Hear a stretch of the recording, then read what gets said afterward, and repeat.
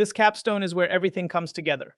You'll turn your earlier work into a complete eIDAS 2.0 KYC solution architecture for a digital bank, traceable from requirements to controls, and ready for architecture review, proof of concept, and production planning. So far, you've moved from regulations and obligations to trust architecture and protocols into a concrete Azure deployment with security and operations, and then vendor choices. In this module, you'll assemble all of that into a complete EUDI Wallet-enabled onboarding and KYC architecture. In this capstone scenario, imagine a customer opening a new bank account entirely online. They start an application and are prompted to share verified identity data from their EUDI wallet. The wallet presents only the attributes the bank requests, under the customer's explicit consent. The bank's platform then validates trust, runs KYC and AML checks, captures evidence, and applies policy rules. If everything passes, it creates a verified digital profile and approves the account.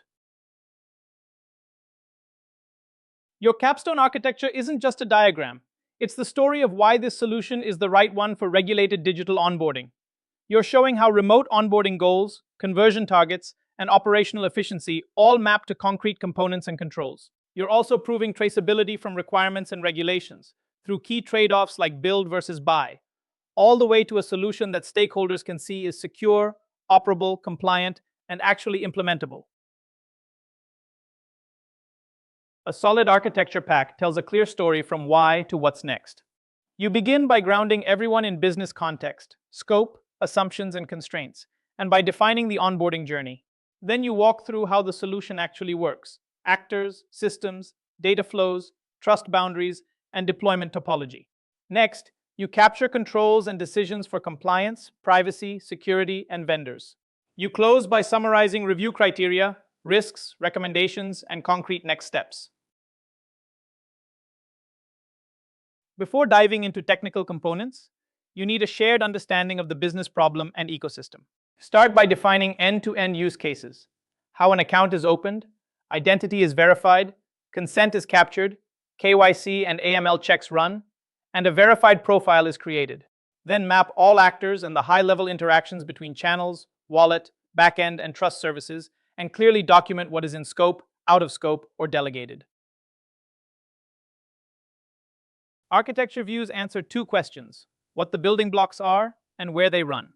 First, define the core services that power wallet flows: digital channels through an API gateway into verifier, consent, orchestration, AML, and customer profile services, all writing to evidence and audit stores. Then map each capability to concrete Azure services and environments, including integrations, monitoring, private networking, and the resilient setup for production, non-production, and disaster recovery. Sequence diagrams tell the story of onboarding as a single ordered conversation. You begin with account signup, then create an OIDC4 VP request and send it to the customer's wallet. The wallet packages a verifiable presentation and returns it. The verifier checks issuer trust, integrity, status, audience, expiry, and policy rules.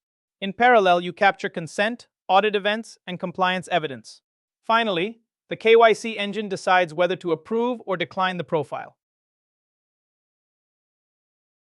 Data flow and privacy views answer four questions: what personal data you use, why you use it, where it goes, and how long you keep it.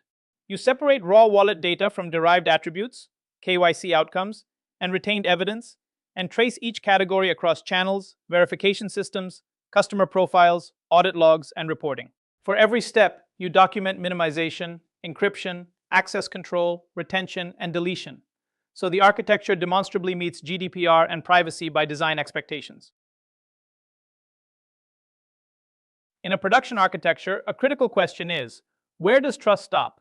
You need clear boundaries between the customer's device, your app, internal systems, vendors, and trust infrastructure, because each zone has different risks and controls. Next, design what happens when things go wrong: expired or revoked credentials, untrusted issuers, AML hits, timeouts, or user abandonment. Finally, define the manual review path, while keeping logging, consent, security, and evidence collection consistent across every exception. Control deliverables turn "we comply" into something auditors can actually verify. The compliance matrix shows where each requirement lands in your architecture, so nothing is left floating as a vague promise. The privacy checklist forces decisions on lawful basis, consent handling, and data minimization. The protocol checklist stress tests your OIDC assumptions.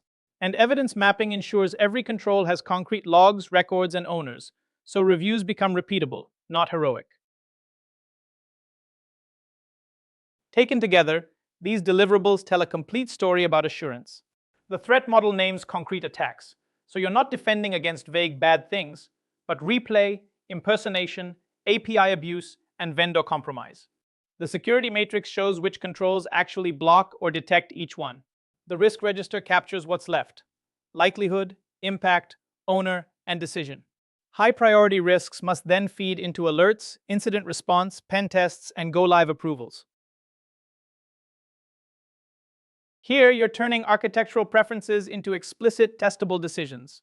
First, map each required capability to specific Azure services, noting alternatives, dependencies, and operational trade-offs. Then evaluate external vendors and open-source options using the same criteria: compliance, security, interoperability, cost, and time to market.